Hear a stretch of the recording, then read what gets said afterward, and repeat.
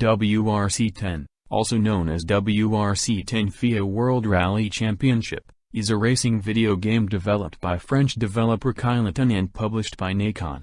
It is a sequel to its predecessor WRC 9 and is the official game of the 2021 World Rally Championship. The game was released for Microsoft Windows, PlayStation 4, PlayStation 5, Xbox One and Xbox Series X and S on September 2, 2021, with the Nintendo Switch version to follow on a later date. Over the last 7 years, KT Racing has been slowly but surely perfecting the WRC game franchise.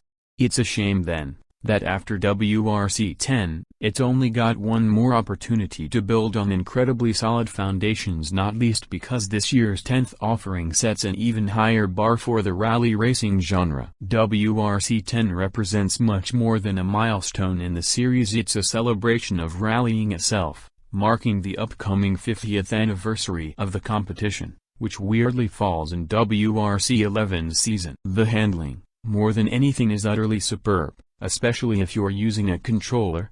WRC 10 has successfully eliminated the interminable trial and error of settings adjustments in WRC 8, making it more of a pick-up-and-play experience than never before, something complemented by its impressive deployment of scaling difficulty. You can simply adjust the challenge as you go along, always pushing yourself as you get better acquainted with it. Those dead zones have been tweaked, the handbrake is more responsive, executing a Scandi flick feels more majestic than ever.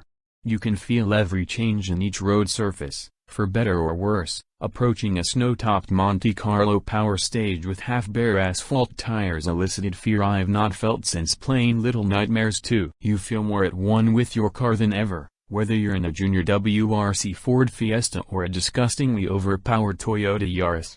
Every scrape, bump, loss of power, and transmission problem is both felt and heard. You're not so much one with the car, but the car itself. This immersiveness allows you to focus on wider improvements to game, which are almost immediately noticeable with tweaks to UI and career mode, something literally copy and pasted between WRC's 8 and 9.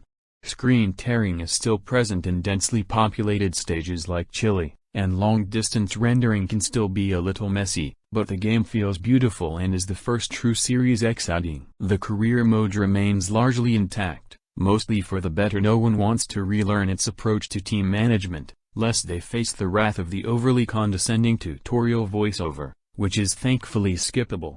However, game still forces you to join either WRC 3 or Junior WRC, rather than skip to the big leagues, something fans of the series will lament. I also want to highlight the genuinely awful co-driver voiceover. While the voice acting itself is fine, the deployment is awful, and their input ranges from orgasmic to whiny.